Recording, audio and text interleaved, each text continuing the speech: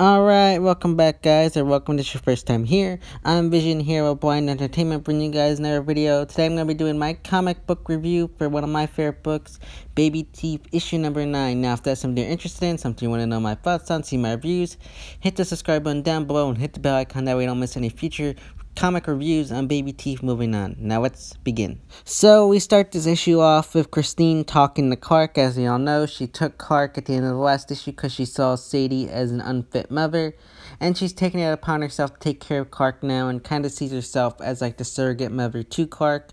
So we see her talking to him in his crib and just kind of acting as if she was his mother. And I think she is doing this due to the fact that from what we learned that she had trouble having kids, or at least she wanted to be the mother of the Antichrist. She thought she was going to be the mother of the Antichrist, and now she sees taking Clark as her chance to be the mother of the Antichrist, even if it's not like through blood and whatnot. But I really like how they have that. And then as she's talking to Clark, there's this big explosion and stuff's going on up because she's down in like the subterranean basement of the facility, and above on the surface there's like this big attack going on. So that's what's going on as she's talking to Clark. And then we see the soldier character from a few issues back. He's in an airplane and he's attacking the facility and just pretty much destroying it, sending it to smithereens. You see, he sends out like missiles and it destroys like the building. And at the same time as that attack's going on, that demon raccoon creature is attacking people as well, and he's like lighting people on fire, and it's just all crazy and mayhem. It just every shit is hitting the fan in this issue. As much as I like it, and I think this is something good and fun, I don't know. It felt a little bit out of the blue to me, but it felt like I don't know. I felt like this was coming eventually, but I felt like it just happened so quickly. Whereas I feel like they should have done something where maybe they ended like the last issue with the soldier looking through binoculars at the compound, and then we know, okay, he's gonna attack. I feel like they could have done somewhere like that, but I just felt like so forced and out of the blue. I just, like I said, I wish they had done it where they hinted at it, like someone looking through binoculars at the compound. It's revealed that's him at the end of the last issue, and then we think, okay, he's here.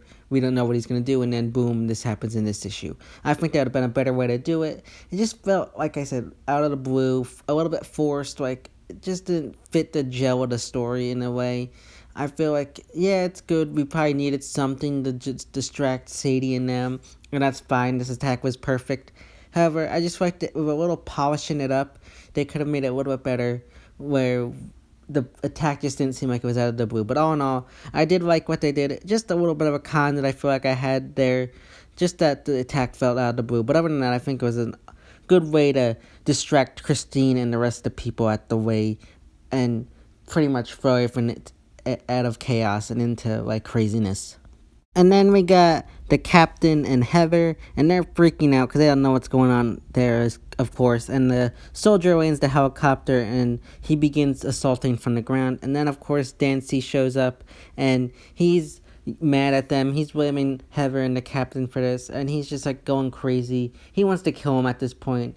And Christine shows up and tells him, come on, we don't have time for this. Let's get downstairs. We gotta protect, the baby. We gotta protect ourselves and whatnot.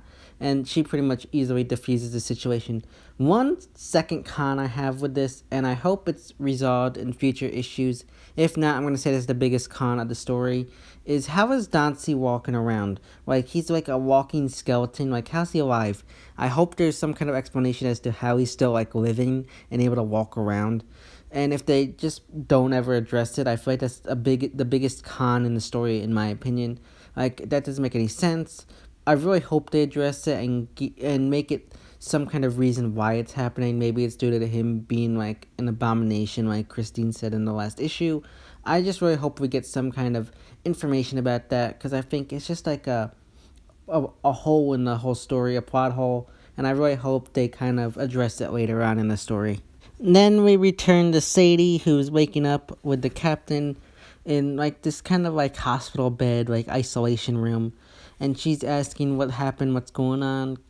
and the captain pretty much just informs her that they're under attack by the coyote soldier guy, and just kind of reassures that everything's okay. And then she freaks out because she remembers. Well, I don't think she totally remembers. I think she's a little bit out of it still, but she wants to know what happened to Clark, and he informs her that Clark's safe. And then it's revealed that the two of them are being watched by Dauncey and Christine on a monitor, and Dauncey asks Christine, like, why is the captain and the sister still alive? Like, why are we just sitting here waiting to be killed by this guy? Why aren't we running away? And Christine informs him that, well, we need Sadie and Clark, because Clark, of course, we need him to fulfill his like destiny and bring about the end of the world. But she also mentions that Clark might not survive the whole process, and that if that does happen, they will still need Sadie, because only like certain people can bear the child or the Antichrist, and that if Clark does die, they'll need Sadie to bear another child for them so that they can bring about the end of the world, of course. So they need Sadie, and they won't leave without her. And Christine won't give a definition as to why she won't like kill the captain or let the captain go. And probably it's most likely due to the fact that he's there to make Sadie feel safe, feel comfortable, and just reassure her that everything's okay.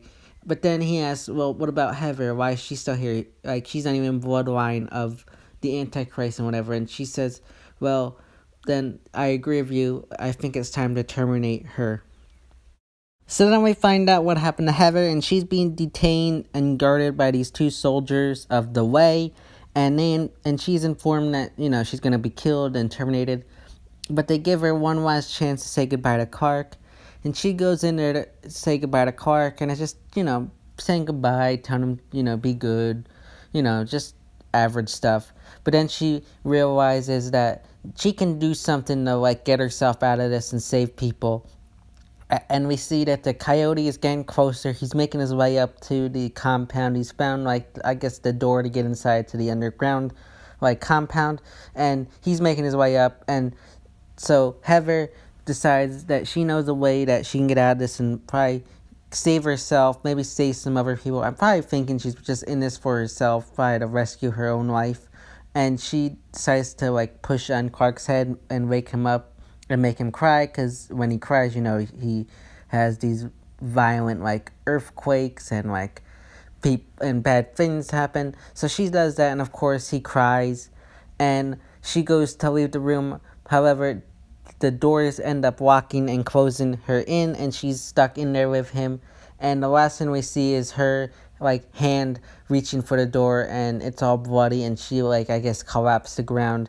And I'm presuming she's dead. I think she's gonna die. It also explains the cover coming up with the tombstone on it, so I think she most likely is gonna die, and I think that's a good thing, because I think in order for the story to continue on and be a little bit better, you need some fatalities, you need something to come out of this, and I think Heather dying is definitely something that needed to happen. Granted, I go back and forth on whether was the right character to kill, if it should have been her or the captain. I'm back and forth and still not sure which one I would have preferred. I would think that Heather should have survived a little bit more, because I feel like she added a little bit more to the story, especially with Sadie. However, the captain really doesn't do much. He's just kind of there. I feel like he was more of a loose end that could have been killed off, and they could have kept Heather. But at the same time, I'm not gonna complain. I think 50-50. Like I said, I'm 50-50. They could have done one or the other. I do think in a way they did kill off the wrong character. However, I'm gonna wait and see where the story goes from here, and then give my thoughts on it later if I think it was a good idea to kill Heather, because I definitely think they killed her off. And like I said, it explains the tombstone cover that comes up in a few months. So I'm very interested to see what comes out of this, what's gonna go on in the future of the story. I don't know.